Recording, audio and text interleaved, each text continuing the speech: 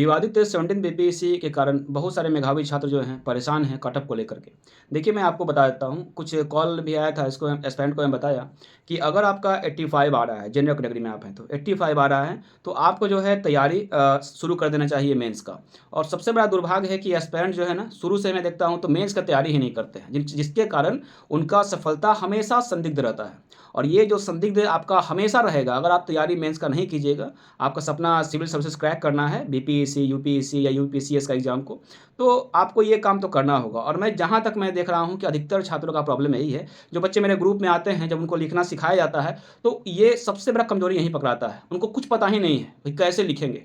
तो बिल्कुल आपको डरना नहीं है। इसके लिए जो मेरा ग्रुप है, ध्यान रख लीजिएगा, ये व्हाट्सएप ग्रुप है। और व्हाट्सएप ग्रुप जो है, ध्यान रखिएगा, ये व्हाट्सएप ग्रुप इसलिए मैं बनाया हूँ, बहुत सारे ऐप हैं, लेकिन व्हाट्सएप ग्रुप पे जो एस्पायरेंट होते हैं, एक सपना लेके मेरे पास आते हैं। मेरा काम पढ़ाना है और आपका काम पढ़ना है, एग्ज़ाम निकालना है। तो उनका सफलता संदिग्ध ना रहे, इसलिए व्हाट्सएप ग्रुप पे मैं उनसे हमेशा जुड़ा रहता हूँ, हर वक़्त जुड़ा हुआ रहता हूँ और हर वक़्त उन पे ध्यान रहता है कि कौन क्या कर रहा है।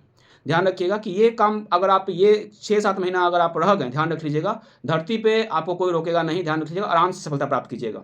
लेकिन लेकिन ध्यान रखिएगा कि ये निरंतर आपको अभ्यास करना होगा और जो भी आपको बताया जाएगा, वो उसको फ़ॉलो करना होगा, ध्यान रख लीजिएगा। बीपीएससी हो या यूपीसीएस हो, ध्यान रख लीजिएगा, उत्तर लेखन अगर आपका सही है, आपने अभ्यास किया है, क्योंकि सिंपल है कि बच्चे का पूछता हूँ तो क्या पढ़े, तो पीटी के लिए पढ़े। भाई पीटी के लिए पढ़ाई नहीं होता है, मैं फिर से आपको बता दूँ, पीटी का मतलब होता है कि पी फॉर प्रैक्टिस। जितना हो सके प्रैक्टिस कीजिए, जितना हो सके सेट लगाइए, जितना हो सके ऑब्जेक्टिव प्रश्न को देखिए, प्रश्न का नेचर को देखिए और सोल्व करते जाइए। अपना स्टैंडर्ड को कम मत कीजिएगा। बीपीएससी पेपर भले ही इस बार आपका देखे होंगे कि पेपर अटपटांग टाइप का था बीपीएससी का, लेकिन मैं फिर से बता दूँ कि अपना स्टैंडर्ड आपको कम नहीं करना है। जो लेवल सिविल सब सेवा का है 69-68 में है, वैसा ही आपको करना है। और साइड से अगर ऐसा प्रश्न जो फैक्ट्स वाला पूछते हैं, तो इसके लिए मैं ट्रिक बताऊँगा और एग्ज़ाम आप जाकर आराम से निकाल दीजिएगा, ध्यान रख लीजिएगा।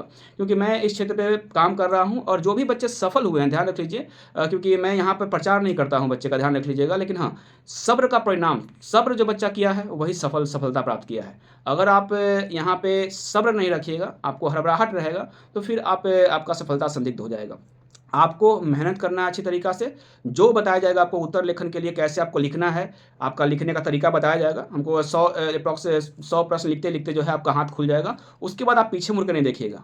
सिविल सर्वेंट बनना है, तो ये काम करना होगा। देखिए, एक चीज़ समझिएगा, मैं यहाँ पे मेंस को लेकर यहीं बैच स्टार्ट किया था, ग्रुप बनाया था। जानता था कि मेंस में बहुत सारे बच्चे फँसते हैं, बहुत बच्चे फँसते हैं। मेधावी छात्र जो पढ़ने में तेज़ हैं, हर कुछ याद है, लेकिन अगर कंटेंट आपके दिमाग में है, बस आपको लेखन कला जो है वो विकसित करना है, आपका दिमाग और हाथ का तालमेल को अच्छा करना है, तब तो लिखिएगा ना। आपके पास प्रश्न रहते हैं, 3 घंटा समय रहता है, समय को मैनेज कैसे करना है, आपको हर ट्रिक आपको सीख के जाना होगा, तब जाके आप सफल होइएगा इस एग्ज़ाम में, नहीं तो आपका सफलता संदिग्ध हो जाएगा, ध्यान रख लीजिएगा।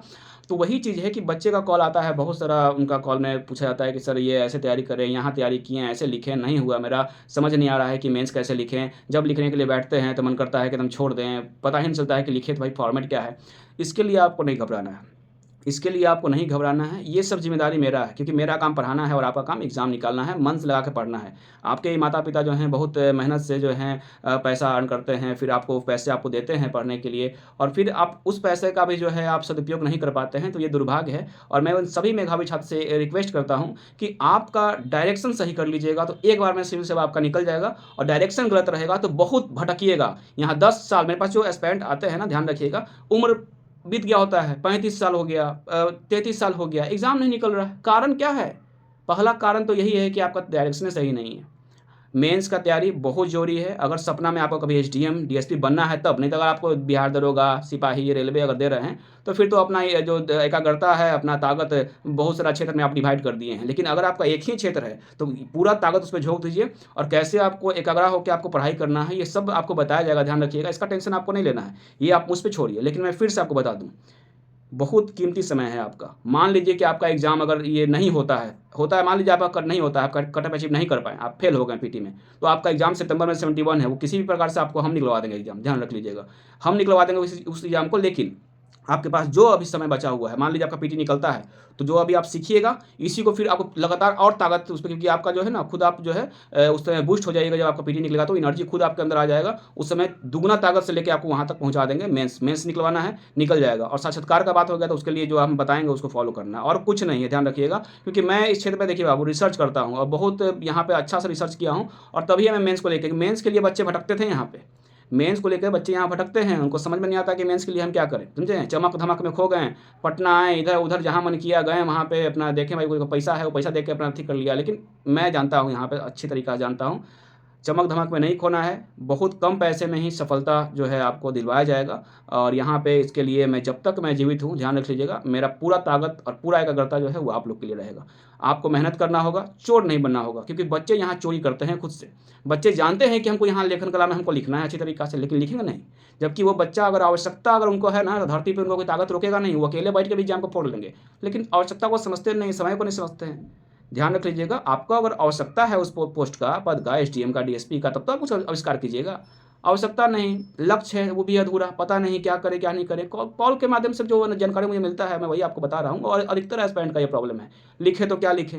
कैसे शुरुआत करें? अरे क्या करें? बस सिंपल है मेहनत करना होगा और अच्छे से मेहनत कीजिएगा। एक-एक पैसा जो होता है ना, बहुत कीमती होता है और ध्यान रख लीजिएगा, ये ग्रुप वैसे छात्रों के लिए ही हैं जो कमज़ोर हैं, जिनको पता नहीं चल रहा है कि हम आगे तैयारी कैसे करें। फिलहाल मैं चलता हूँ। जय हिंद।